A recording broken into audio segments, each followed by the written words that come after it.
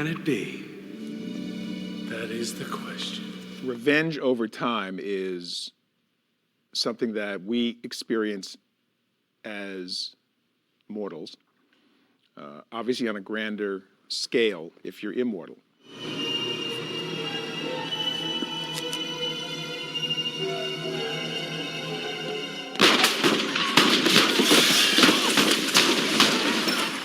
So McCloud is facing this issue.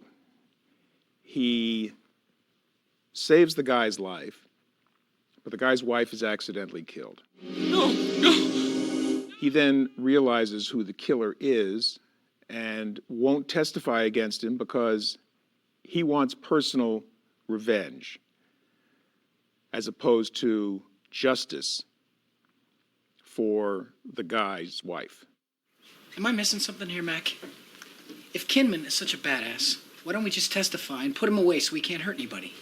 Richie, I don't want to put him away. I want to bury him. But he can't tell our store owner this because he can't tell him that he's immortal. Trust me, it's better this way. Better for who? What? Are you afraid? Go home, Mr. Markham. You son of a bitch, you can't let him walk! No. Now, the shopkeeper puts tremendous pressure on McCloud to do this. And Richie puts pressure on him. It's about Markham. It's about his kids. The guy's tearing himself apart. Don't you think I know that? Then why in the hell can't we just help him? Because Kinman is mine. The FBI agent appears to be putting pressure on him. Are you going to testify?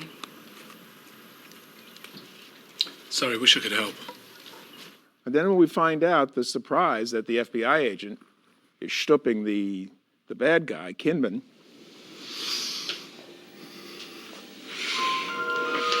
and that the shopkeeper had borrowed money from a Shylock and was in terrible trouble, that McCloud finds a way to take care of his personal revenge and at the same time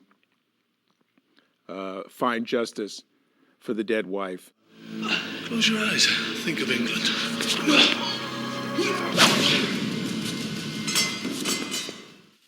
And manages to just kind of let the guy know that this has happened. Mr. Markham. Kinman didn't get away with it. It was an interesting and somewhat complex moral process. Oh, but Dennis, when you talked about the war... Duncan, I don't care what they think. Well, Neil, who was supposed to direct the episode, directed most of the episode, and then had a car accident without shooting, I forget, the last couple, 3 scenes, whatever, couldn't do them. The director got hit by a truck or a car, I believe. Oh, no, he got in a car accident and cracked his sternum, I think it was. He turned green on set and was like, I can't continue. So somebody said, Adrian, would you mind just stepping in? I said, sure. Usually in this situation, what you would do is you would have the guy who is prepping the next show, which is going on simultaneously, you'd have him step in and do the last day or whatever it was. In this case, we decided to have Adrian do it.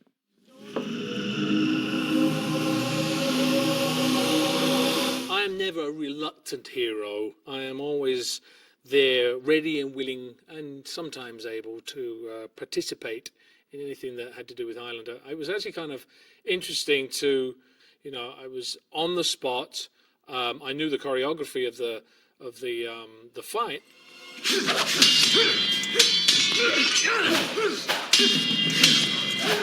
The scenes were scenes that he was totally involved with. It was an action scene.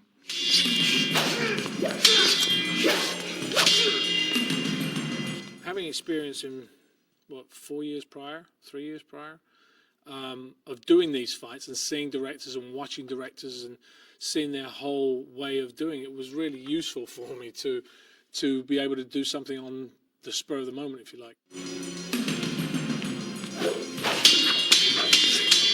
We were shooting that day in this meat locker, and to look at what you want to set it up as, it was difficult to do, and it was really a matter of getting the job done and making sure we came in on time rather than creating artsy shots, although I tried as hard as I could to create that. But, given it a little bit more time and thought, I could have come up with a few more interesting angles. And directors sometimes have a funny thing about showing up and doing, mopping up somebody else's work, even though this was for, a perfectly legitimate reason. So sometimes they can be a little slow. They can have a point of view that is inconsistent with the rest of the show because they will not have seen it. And the guy has a certain style and you want that to be finished. And Adrian seemed very amenable to all of those issues. Plus, he was actually going to be on the set anyway, so why not use him?